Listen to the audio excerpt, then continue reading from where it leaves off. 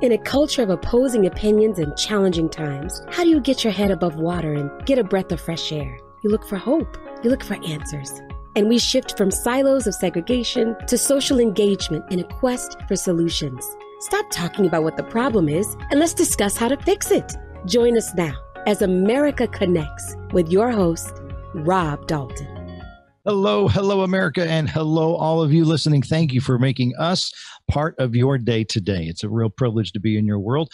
I am Rob Dalton. This is America Connects, where we talk about solutions and answers and resolutions and information. We're not into the circle talk. We're not into the circling around the drain, like we're just getting ready to all disappear and all the negativity. We're here to talk about and teach you things you need to know. And today's topic is no different. First, I'd like to thank UBN Go for hosting and on the productions at the production end of all this in Burbank. So thank you, Tony and the crew. You can also find me at americaconnects.online. The website there, we've got both the audio podcast and the YouTube videos.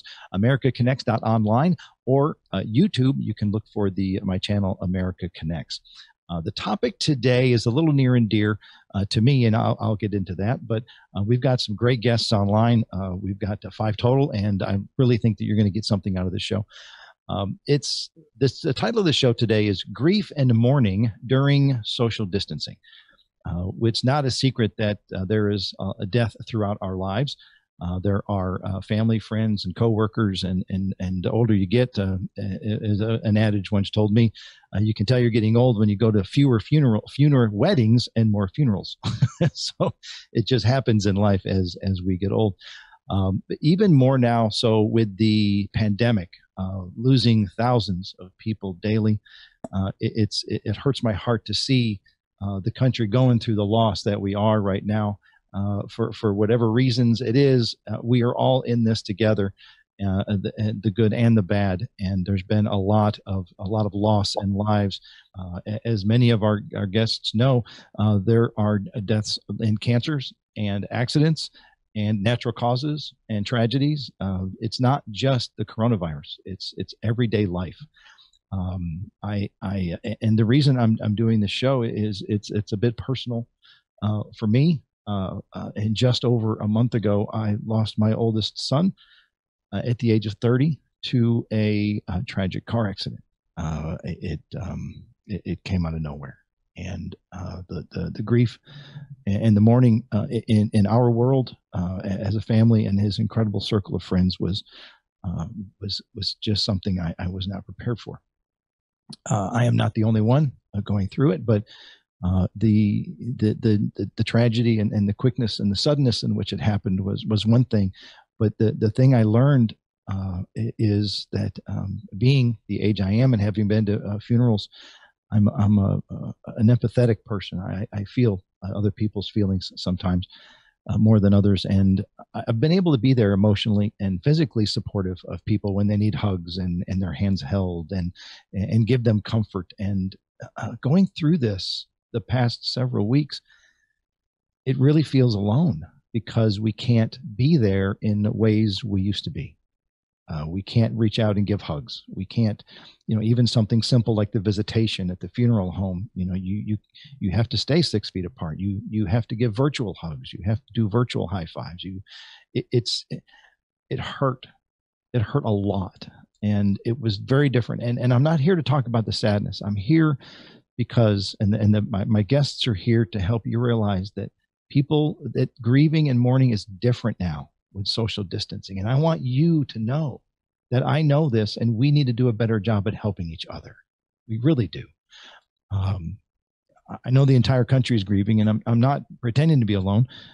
But I want to be where I want to share it with you because we need to let you know that there are changes out there, and no one's immune with the way this pandemic's going.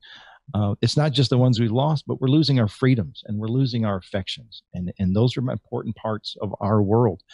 Many of you have been to funerals and offered support in the physical comfort, but it's not there anymore. And we have to find other ways to support and comfort each other. And I don't have the answers, but I'm hoping that with the panel that we've got, we can come up with a few things that we can do. We need to be there in different ways, but I'm not sure how. Now, times have changed. and there is death of a loved one, if there's a death of a loved one in your future, and I pray that it's not in your future, but if there is, you might need to know what's changed and what we can do about it and what to expect and how we can help each other through this. And that's the show today. And it's not so much a downer as much as let's help each other out. Let's be there for each other. We've got some guests that will help us understand. So we'll try and bring it back up a little bit. So we've got Dr. Walter Simmons. He's an emergency physician in Arizona. We have our next guest will be Scott VanCamp. He's of the Austin Center for Grief and Loss in Austin. Scott, thank you. Welcome. We get Tony Adkins. He's a funeral director in North Texas. So Tony, thank you for making time in the show. And Channing Humphry. Channing has a special story to share as well. And he's seen some changes in the past year in his life, and I want to give him some time as well. So once again, welcome to America Connects. I am Rob Dalton, and let's talk about how this virus and everyday life is shifted because of our social distancing. So let me start with Dr. Walter Simmons, emergency physician in Arizona. Thank you for being part of the show today.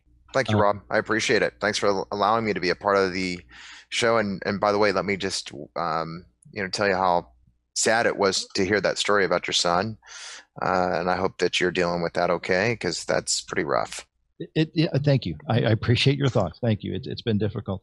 But there's closure every day. Every little things help. So introducing yourself, though, a medical director for Roosevelt General Hospital in New Mexico, emergency physician practicing 20 plus years, board certified in addiction and emergency medicine.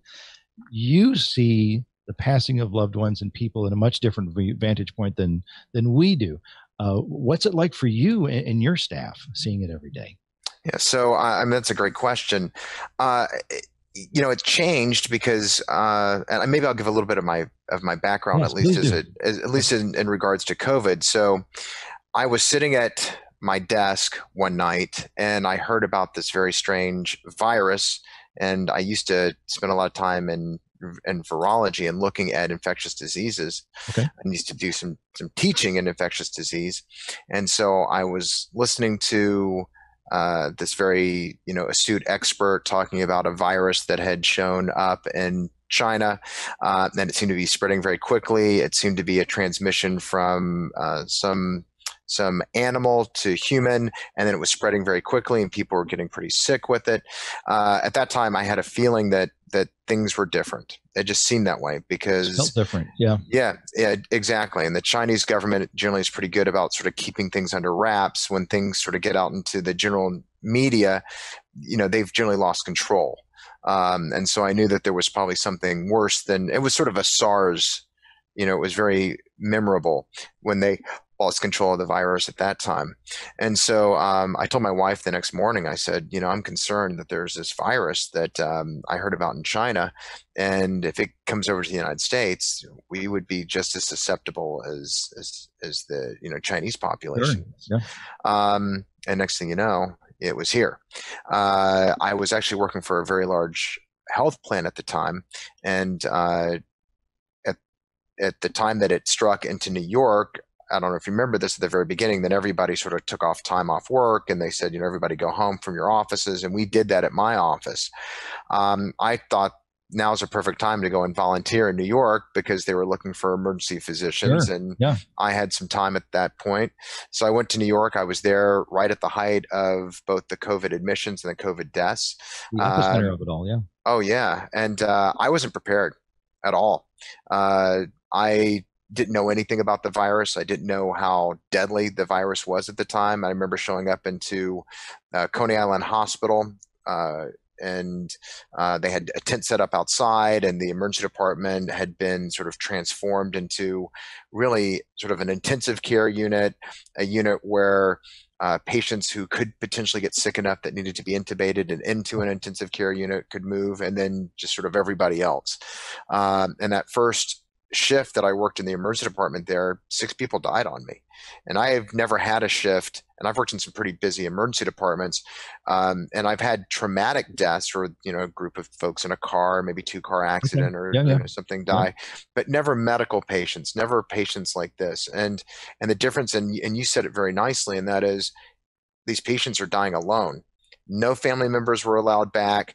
These patients are dying in a bed.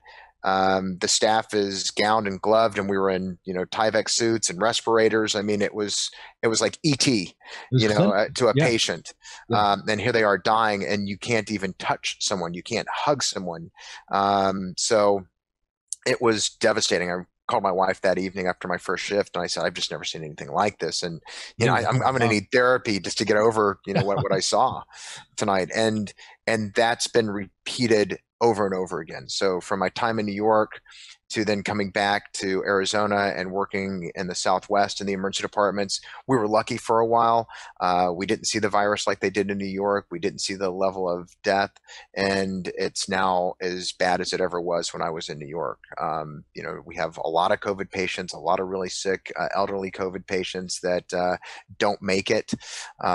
So it's sad, and I could tell you some experiences with patients, but I don't want to take all the time from the other guests. But it's been unusual. I can tell you that patients, I feel sorry for them, but I feel very sorry for their families. Their families are getting very frustrated because they can't come back into the emergency department and see a 98-year-old grandfather. In fact, I almost got asked for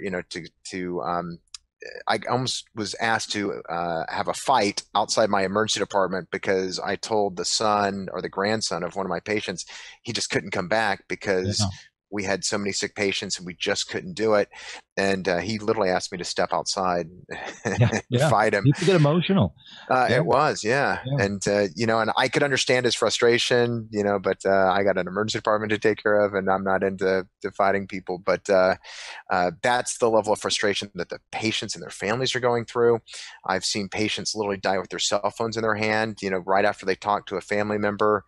We end up intubating them, and that's the last time they'll see their family member or talk to them again. So it's traumatic, I think, for the staff. It's been traumatic for me. It's a part of the emergency department that I don't know if I signed up for. I mean, I was in Iraq, I've been in combat, I've done all of that, but this is just a different world. I think it is. And this is why we brought you on for an inside view of things. Is it often the case, or is it fact or fiction, that usually if someone goes into the hospital for COVID, they may never see their family again, aside from phone calls? Yeah. And it's got to be not only hard on the patient, it's got to be hard on the families. Because devastating to them. It's got to be. I can't even imagine. What is it like when you tell a family member? I mean, generally they can't even wait inside the hospital because the exposures are so high. So you're generally asking them to wait in their car. So they're literally one step more removed. They're not even in the waiting area. We have to call them, or they have to call us. And so they're not even on the, inside the hospital. They're in their car. It is different than I ever have seen medicine practiced in the past. I mean, we're doing this to protect the patients. We're doing this to protect the family members. We're doing it to protect the community. But at the same time, it's devastating to my nursing staff. It's devastating to the physicians.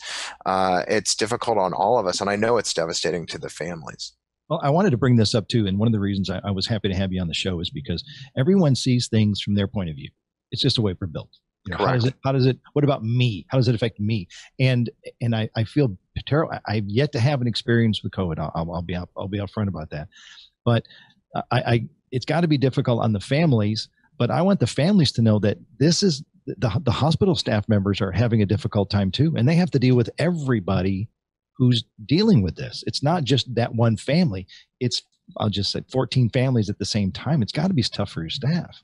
Oh, it's horrible. And it's compounded because it's not just a COVID patient, it's a heart attack patient, it's a stroke patient, it's a traumatized patient, it's your kid that tried to commit suicide patient, and all the family members who would love to be with their family, and we would love to have them there, and like it was 9 months ago. It's a different conversation. And again, some family members, and I would say most family members, are understanding, but there are the family members who, and it's just out of grief and it's out of frustration that are questioning why we have to do this and, Sure. and don't want to follow the rules.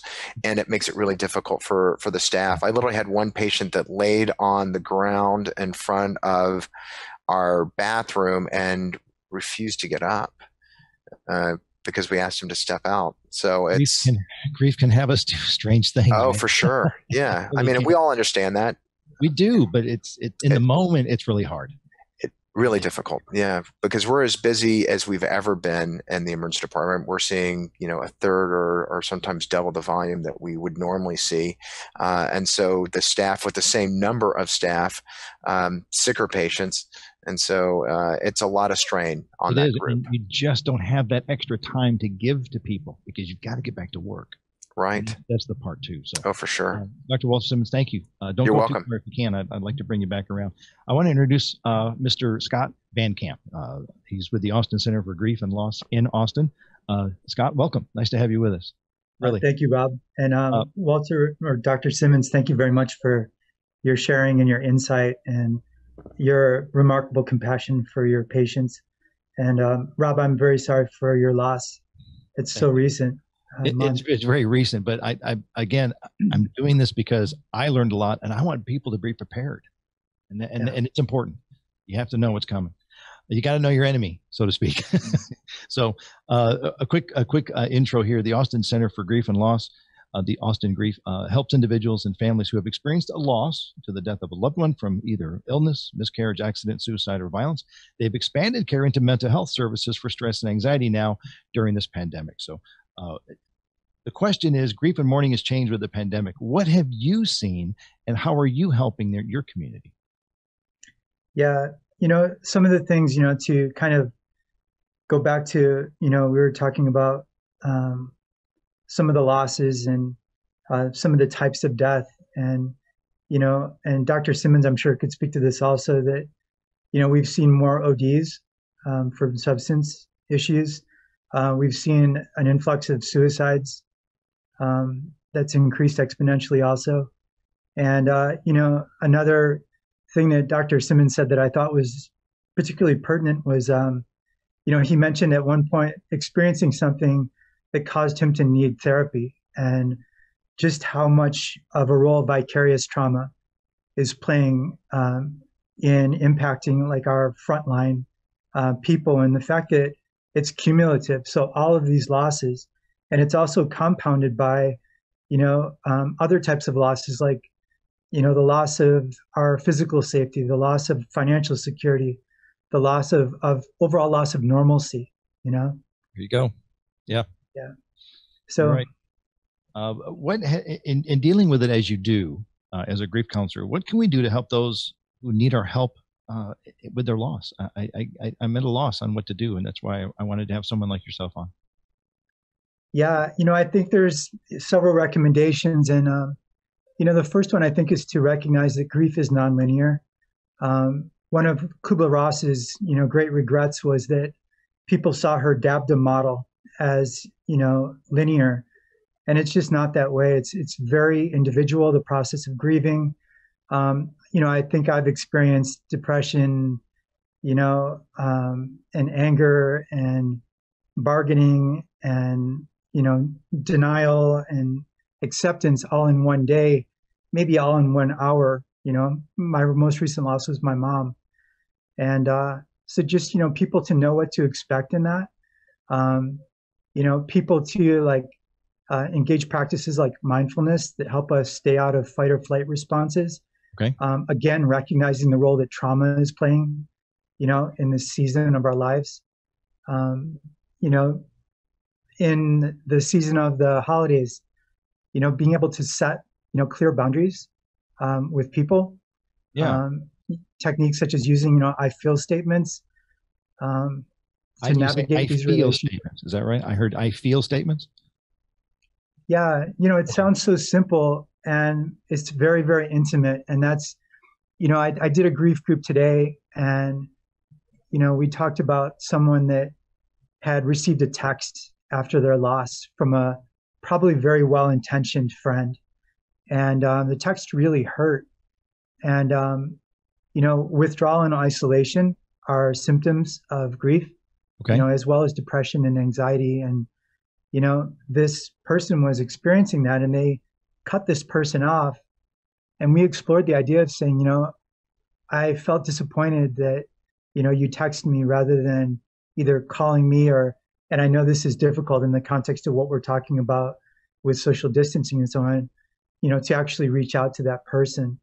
And, we look at attachment in terms of trust. And, attachment is defined as rupture and repair. So even if that person is taken aback by us actually sharing and recognizing our emotions, okay, then we have the opportunity to build that intimacy and trust through the repair that facilitates. Rob, talking about things to do, like practicing gratitude purposefully, purposeful gratitude being, okay, closely correlated with, positive emotions that we may experience, and, a reduction in those trauma responses or cortisol responses that people have. I could kind of go on and on these recommendations.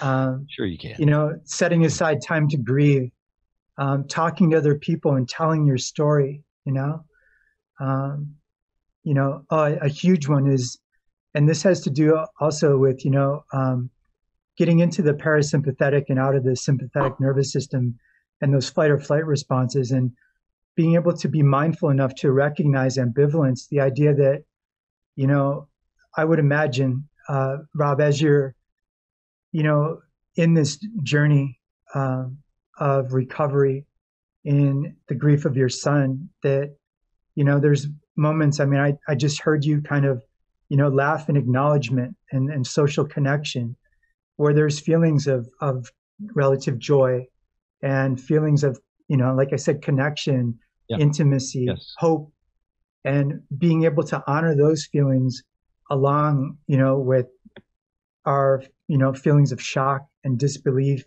fear, anger, depression, hopelessness, sadness, longing, guilt and shame, abandonment, and also maybe the last thing to sneak in there is, go ahead, also knowing when, like, the duration or the severity has become such that it really is important to reach out.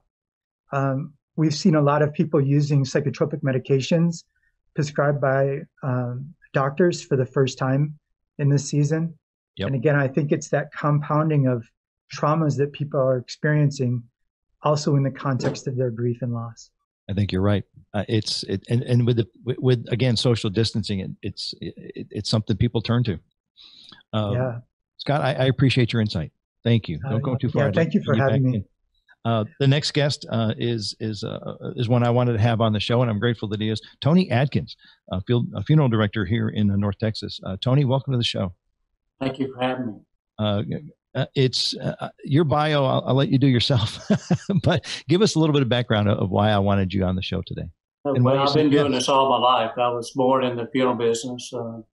Had a father. We still have a family business in Natchez, Mississippi, and moved out here to North Texas to be with our children. I'm with the fine family funeral home here in North Texas, Turtime Jackson Mar Funeral Home. I've never seen anything like this as far as the pandemic and what we're going through and the distancing. And, even when I was with you, Rob, for visitation, it was sometimes I had to be the bad guy and tell everybody you got to do distance. Right. And that was really hard for me to do because I'm not used to that. I'm used to hugging people, shaking people's hands, that human touch that we can't give anymore, and wearing masks. It's just really different. And of course, we are doing some things in our chapel where we can do half the capacity of our chapel. A finite number of people can attend services these days. Right. And that's something people have to do. And each funeral homes throughout the country are doing different things. I've talked to a funeral director the other day that said they're only allowing 25 people for a service. Some are not allowing any services at all. So to me, that hurts us more than you'll ever know, because we don't have that human touch and hugs and telling us, how sorry we are and being there to help people. Especially for us, we can only do what we can for people at that time, and it's really hard. It is, but you're doing what you can because you offer streaming. Many funeral homes are doing streaming their funeral services for those that can't be there. Right, we are doing live streaming. We are doing a lot of graveside services. We are distancing ourselves out there where we have speakers set up at the graveside so that people can stay in their cars, or we have a FM channel that we can use so people, if they're afraid to come into the funeral home, they can listen on an FM channel, or they can watch the live stream on their cell phone or iPad. So we are trying to do things so that we can try to help. So you're having to get really creative. It has been really creative, some of the things we've done. It's you're finding a lot of success in reaching out to other funeral directors? Yes. We touch out every time we do something. We're always talking about, what are you doing? What can we do better? And we have a meeting in our funeral home once a week that what's working for this director, or what can we do better? And most of your funeral directors across the country are doing the same thing. They want to, that's their heart. They want to do what they can for families, and it's really hard. It's just different. And it's even different from when I'll say April and May when this first started. It's even more different now. And even though it's only been 6 months, there's been a significant amount of change that you've witnessed and had to put in place. It's a change every day. It really is. Every time we have a call list in the morning time where it tells us how many COVID patients that have passed away during the night. And my wife's a nurse, and she said, "How many did you get?" And may not get any, but we may get 5. Right. And it's just it's really heart wrenching to have help those families, and some can't even come in the funeral home because they've been quarantined, with their families and so forth. So we had to do everything virtual, so that makes it even harder. Yeah. Wow. And well, I appreciate you coming on. Thank you. And I'd like to stick around, bring you back again. I'm going to invite to the camera our next guest, Channing Humphry. Channing is a gentleman who has grieved 5 relatives having passed in the past year. And I found your story interesting. Hello, Channing. Thanks for being on the show. How you doing? Thanks for having me. Channing was born in Akron, Ohio, but ended up growing up in Arlington, Texas. He's the father of 2 boys, now engaged, and the owner of a semi-pro live sport media company. His father was murdered in an office shooting back in 1990, but recently, as I said, endured the loss of 5 relatives over the past year. So I found that interesting, and I'm glad you're here, Channing, because in the past year, there have been a lot of changes for all of us. And on this particular topic, you've seen the changes over the course of the year. What do you have to share? It's been a clear difference. My family, I'm one of the younger members of the family. So a lot of the people in my family are older. So I was accustomed to as much death as a normal person. You'd have an older relative pass, but sure. These last ones kind of compounded all in the same area, because I had 2 of my older uncles. They passed not of anything COVID related. Then my oldest cousin, she had a stroke. She had a stroke a year ago, which left her in hospice with her mother in the Houston area. And my uncle was actually helping take care of her. And my cousin died, and then my uncle, who was taking care of her, he all of a sudden got sick. He had liver cancer. He passed away from that.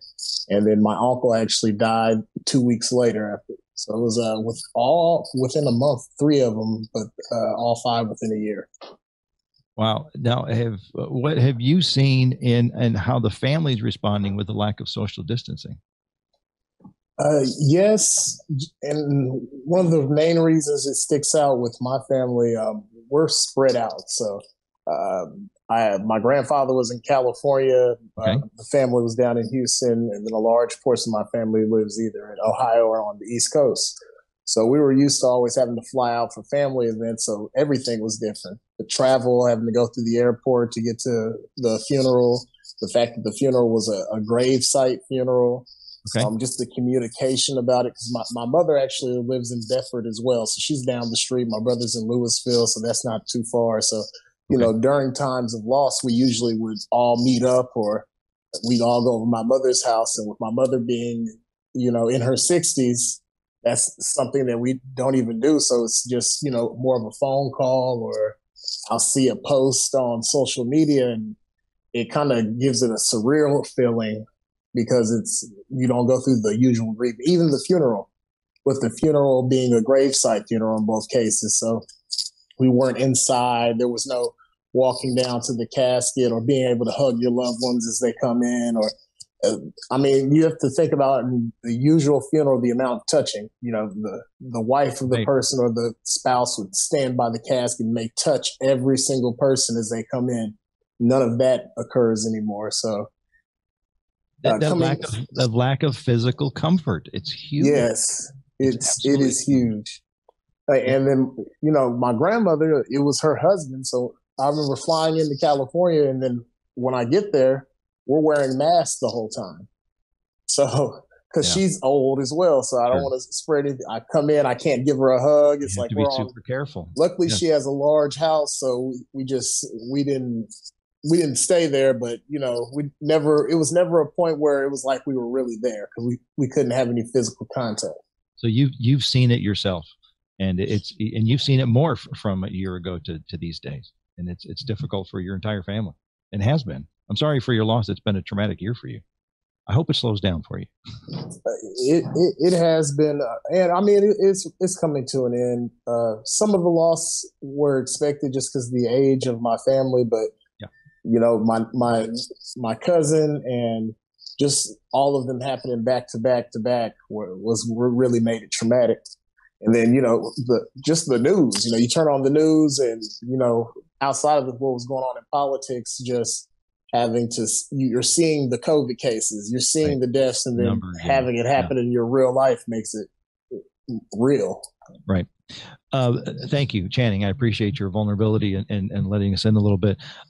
Dr. Walter Simmons, you started the show, and I wanted to bring you back around. I know you deal with this, and we talked about how even Channing's family has lost people from, I'll say, natural occurrences unrelated to the pandemic. But what do you have to add as we kind of wind up the show here?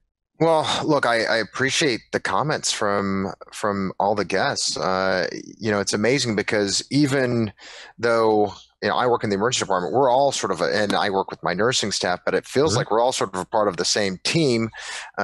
Channing, my heart goes out to you. Geez, that is a lot of loss to tolerate in 1 year. And I'm so sorry for all of what you've gone through. And to think that it didn't sound like almost any of it was COVID related. So, you know, just devastating. But like I said, I feel like the group here, we could all sit down and probably have a soft drink together and commiserate or something harder than that. And, you know, and when you were talking about all the addiction, again, the other side of my coin is to take care of addiction patients. And like you were saying, just the amount of addiction, even amongst healthcare workers. I can't tell you a shift that I can think of recently where one of the nursing staff or a physician that, you know, that I know of didn't say, I'm going to go and just, you know, have a few drinks. People that I don't think generally, you know, would go out and have a drink, and you know, just going home and having, you know, an extra drink every night just to, you know, deal with all the craziness that we're all, you know, part of right now. So I feel like the whole group here is kind of on the same team, and I appreciate everybody on this call. Thank you. Thank you. Thank you, Dr. Walter. I appreciate it. It's nice having your not just your expertise, but your practiced in compassion. And it can't be easy this time of this right now in these times. And for any of us, I wish you and your staff luck as you continue on, especially through the holidays and finding a new normal. Really. Thank you. Scott, I wanted to open up and thank you for any closing comments, and thanks for being on the show again. Yeah, again, to piggyback with Dr. Simmons, I think, one of the impacts of the pandemic is that, any mental wellness or mental health issues are really exacerbated in this time of loss of normalcy. And, we mentioned the difficult or complicated relationship with substances that people experience. And, the same thing with, complicated relationships with food and, addiction to pornography. And of course, that really impacts intimacy in families. And it's a lot of trauma on our communities right now. And I love what y'all said about, ways that we can really come together and work together as a community. And, at the center, we've been trying to do a lot of outreach to connect with, social justice organizations and medical organizations, and just really focus on this sense of community in this time. Good for you. And I hope you see the results of that too, because it's important. We are all, it was a slogan that started early and it's still valid. We're all in this together. Yeah. We all have a role to play. We all have a role to play. And while I'm thinking about it, are you noticing not so much of a subject change, a rise in addiction to coping, staying at home in this isolation time? Rise in addiction. I'm sorry. Are you seeing an increase in Dr. Simmons for you either? Are you seeing a rise in addiction with everyone staying at home and isolating? So I can tell you that we, as a health profession, I thought that we were at least getting a handle on opioid addiction. Okay. But during this pandemic, we've lost control. And I'm sure Scott's seen this as well in his work. I've seen just a tremendous surge in both opioid addiction, methamphetamine addiction, alcohol addiction. And I can tell you the normal story, especially for the alcohol addicted patients, is they sent me home, I was bored, and I started drinking. Yeah. The opioid patients, it's they sent me home. I started using opioids again. Yeah. And that is a common theme. And when I say it's common, 3 or 4 patients a day tell me the same story, that they had gotten a hold of their addiction, they were doing well, they were working their program, and then they were sent home. And the boredom led to bad behaviors and just all the other stressors that Scott was identifying in his conversation, hit. And so the addiction issues that we're going to be dealing with for the next several years again, coming out of this pandemic will be lingering, will be amazing. Yeah, it's very sad. Yeah, Scott, I know you're getting ready to go. I know you've got a hard out here pretty soon, but any closing comments on that?